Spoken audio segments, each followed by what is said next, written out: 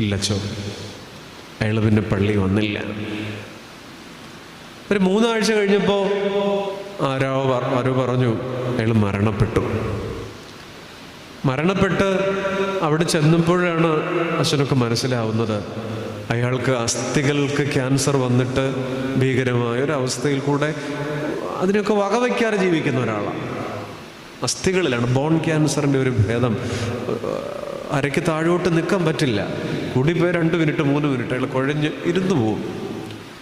പക്ഷെ അത്രയും ക്ഷീണാവസ്ഥയിലും അയാൾക്ക് അത്രേ പറ്റുന്നുള്ളൂ. 1 മിനിറ്റൊക്കെ വന്ന് നിൽക്കുക, പിന്നെ മെല്ലെ മാറുക. അയാളുടെ മാക്സിമം ആയിരുന്നത്. അയാളുടെ അടക്കം നടക്കുന്നുണ്ട്. ഇതിൻ്റെ ഈ അച്ഛൻ്റെ സങ്കടം വലുതാണ്.